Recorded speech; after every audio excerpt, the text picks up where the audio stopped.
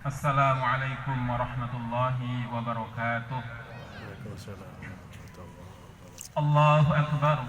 Allahu akbar kabira.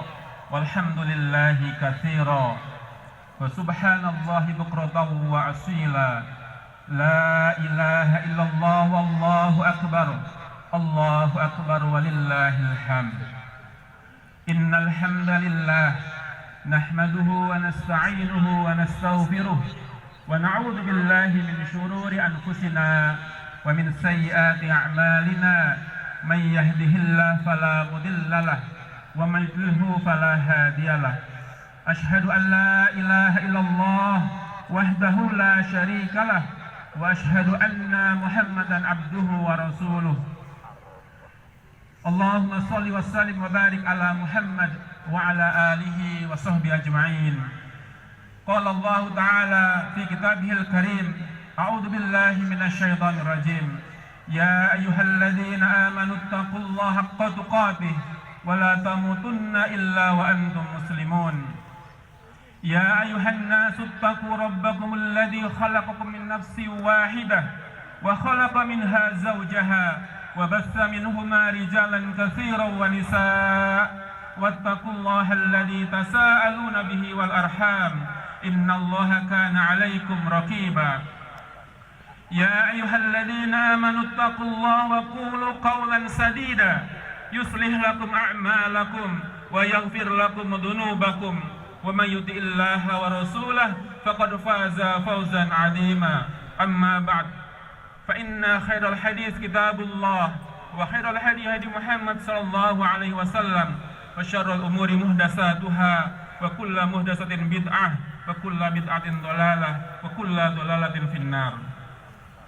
الله أكبر الله أكبر كبيرا والحمد لله كثيرا وسبحان الله بكرة وأصيلا.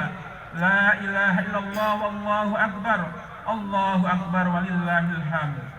Ma'asyiral muslimin rahimakumullah. Sepanjang malam hingga pagi ini gemuruh takbir, tahmid dan tahlil berkumandang bersahutan, menggetarkan dan menyentuh kalbu jiwa-jiwa yang beriman dan bertakwa kepada Allah.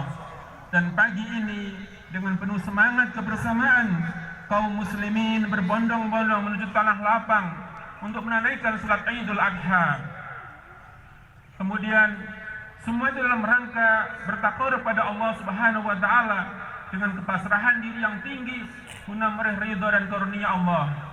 Kita kumandangkan takbir, tahmid dan tasbih sebagai wujud kesaksian selaku hamba yang dhaif atas kemahaagungan, kemahaterpujian dan kemahasucian Allah sebagai Khalik yang maha segalanya.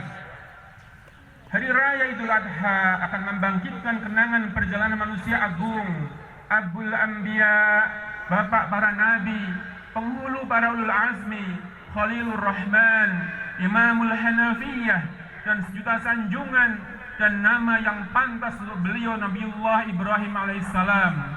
Kebesaran namanya terus diingat oleh manusia sepanjang sejarah. Selama Allah Subhanahu wa taala masih disebut dan disembah, selama itu pula Nabiullah Ibrahim alaihissalam akan dikenang. Karena namanya telah diabadikan oleh syariat dalam ibadah setiap muslim kepada Rabbnya. Nama beliau disandingkan dengan nama Nabiullah Muhammad SAW. Pada setiap tahiyat kita selalu berdoa, Allahumma sholli ala Muhammad wa ala ali Muhammad kama shallaita ala Ibrahim wa ala ali Ibrahim wa barik ala Muhammad wa ala ali Muhammad kama barakta ala Ibrahim wa ala ali Ibrahim fil alamin innaka Hamidum Majid.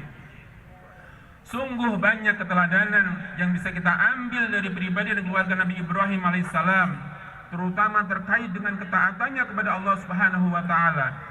Ibrahim muda adalah seorang lelaki yang teguh dalam mencari hakikat kebenaran. Beliau tidak tunduk dalam kecumutan tradisi penyembah berhala. Beliau mencari kebenaran dan memegang teguh prinsipnya meskipun nyala api dikobarkan oleh Namrud untuk membakar jasadnya. Demikian pula setelah beliau menjadi utusan Allah Subhanahu wa taala, kecintaannya pada Allah melebihi kecintaannya pada keluarga, istri maupun buah hati yang amat dicintainya. Allahu Akbar. Allahu Akbar, la ilaha illallah, Allahu Akbar. Di usianya yang kian senja, Nabi Ibrahim alaihissalam belum memiliki keturunan, namun Nabi Ibrahim alaihissalam selalu berharap dan berdoa kepada Allah Subhanahu wa taala untuk memperoleh keturunan yang saleh. Sebagaimana dikisahkan dalam Al-Qur'an, beliau menyebutkan, Rabbi habli minas salihin. Ya Rabbku, anugerahkanlah kepadaku seorang anak yang termasuk dalam golongan orang-orang yang saleh. Hingga Allah yang Maha Kuasa pun mengabulkan doanya, mengaruniakan keturunan dari mantan khadimatnya, yaitu Ibunda Hajar. Fabasyarnahu bihulamin halim. Maka kami beri kabar gembira kepadanya dengan kelahiran seorang anak yang sangat sabar, yaitu Ismail alaihissalam. Sungguh tidak tergambarkan betapa bahagia Nabiullah Ibrahim alaihissalam yang telah menunggu lahirnya putra selama sekian puluh tahun, dan kini dikaruniai seorang bayi laki-laki yang diberi nama Ismail. Namun demikian, kebahagiaan Nabi Ibrahim alaihissalam tidak begitu lama, karena Allah Subhanahu wa taala menguji ketaatan beliau alaihissalam dengan memerintahkannya melakukan perjalanan yang sangat jauh dari Palestina ke Makkah, jarak tempuh sekitar 1 bulan dengan berjalan kaki, dengan membawa Ibunda Hajar dan permata hatinya Ismail ke lembah tandus. Tidak ada tumbuh-tumbuhan, tidak ada seorang pun yang menetap di sana. Nabi Ibrahim alaihissalam menyampaikan pada Ibunda Hajar agar beliau beserta putranya menetap di situ, sedangkan beliau sendiri akan melanjutkan perjalanan kembali ke Palestina. Ada dialog ketaatan yang luar biasa antara Ibunda Hajar dengan Nabi Ibrahim alaihissalam. Ibunda Hajar bertanya kepada Nabi Ibrahim alaihissalam, apakah engkau akan meninggalkan kami di tempat yang tandus dan kering ini? Nabi Ibrahim alaihissalam tidak menjawab. Ibunda Hajar terus bertanya tanpa henti. Nabi Ibrahim alaihissalam pun tetap terdiam saja. Ibunda Hajar lalu mengganti pertanyaannya, apakah Allah yang menyuruhmu meninggalkan kami di sini? Nabi Ibrahim alaihissalam menjawab, iya. Maka Ibunda Hajar pun mengatakan, kalau begitu Allah tidak akan menyia-nyiakan kami. Allahu Akbar, la ilaha illallah, wallahu akbar, Allahu Akbar, walillahil hamd. Inilah kenyataan Ibunda Nabi Ismail yang tangguh. Ketika itu benar perintah Allah Subhanahu wa taala, tidak ada jawaban selain melaksanakannya dengan kalimat sami'na wa ata'na. Inilah sikap istri yang solihah. Ibunda Hajar menjadi model dan inspirasi bagi setiap muslimah, yaitu mendukung suaminya melaksanakan perintah Allah. Ada keyakinan yang teguh di dada Ibunda Hajar hingga beliau tabah menjalankan perintah Allah. Ada iman di dada yang kuat yang menjadi pondasi bagi bangunan ketaatan kepada Allah Subhanahu wa taala. Ibunda Hajar yakin Allah Subhanahu wa taala tidak akan meninggalkan orang yang taat pada perintahnya. Berangkat dari keyakinan itulah Ibunda Hajar mau melaksanakan perintah Allah Subhanahu wa taala, rela ditinggalkan di lembah tandus bersama buah hatinya yang masih bayi sendirian.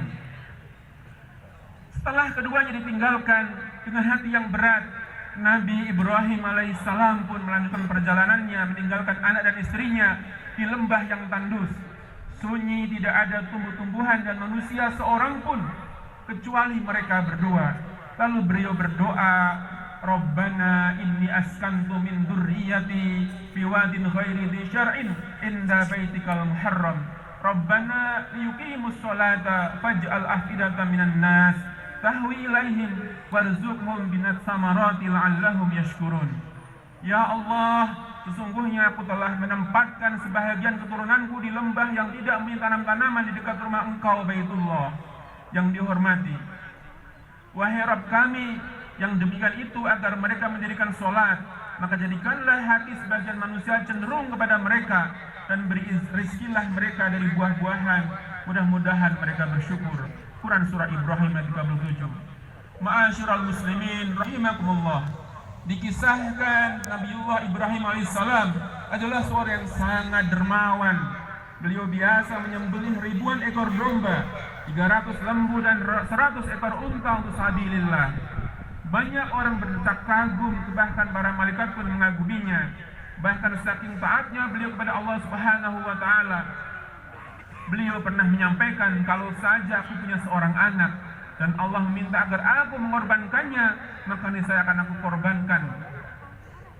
Pada malam Tarwiyah, pada tanggal 8 Dzulhijjah, Allah Subhanahu wa taala menguji ketaatan Nabi Ibrahim alaihissalam. Dalam mimpinya beliau diperintahkan, penuhilah nazarmu, yaitu menyembelih putra semata wayangnya. Waktu itu Nabi Ibrahim alaihissalam belum yakin dengan arti mimpinya. Keesokan harinya 9 Dzulhijjah, Nabi Ibrahim alaihissalam bermimpi lagi dan mimpi yang sama. Maka yakinlah Nabi Ibrahim alaihissalam bahwa mimpi itu benar-benar datang dari Allah Subhanahu wa taala.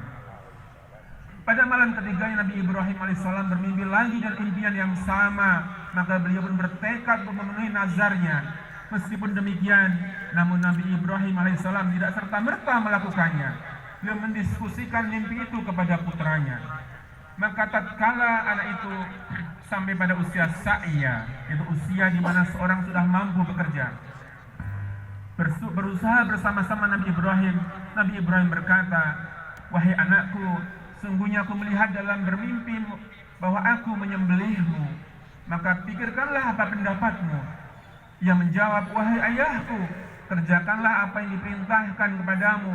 Insya Allah kamu akan mendapatiku sebagai orang-orang yang sabar." Quran As-Saffat ayat 102. Sungguh menakjubkan ketaatan keduanya.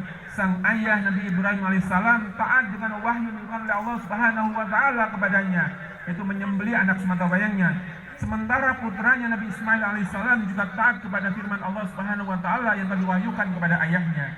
Nabi Ismail kecil ingin bersabar, ingin mengharap pahala dengan menjalankan perintah tersebut, mengharap ridha Rabbnya, serta ingin berbakti kepada orang tuanya.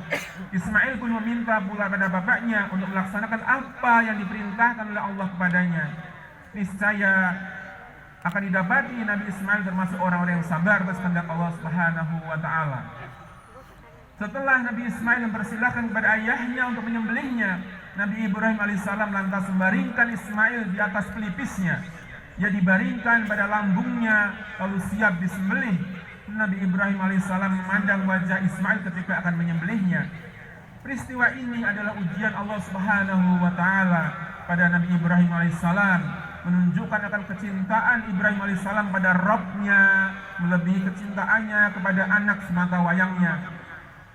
Akhirnya Allah Subhanahu wa taala mengganti dengan domba yang besar sebagai tebusan.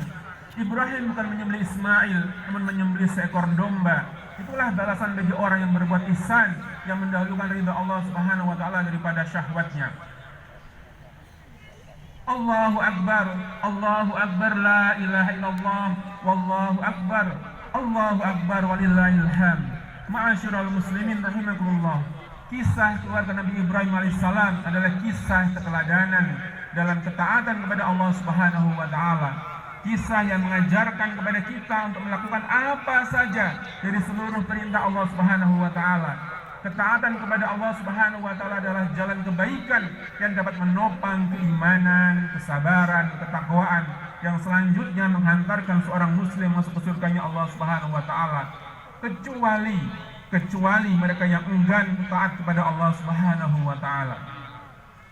Diriwayatkan dari Abu Hurairah radhiyallahu anhu, Nabi SAW bersabda, "Kullu ummati yadkhuluna al-jannah illa man aba." Qalu ya Rasulullah, wa man ya'ba?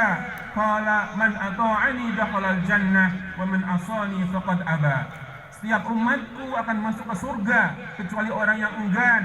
Mereka para sahabat pun bertanya, "Ya Rasulullah, siapakah orang yang enggan itu untuk masuk surga?" Beliau menjawab, "Siapa yang mentaatiku, ia masuk surga, dan siapa yang mendurhakaiku, sungguh dia akan enggan masuk surga." Hadis riwayat Imam Bukhari.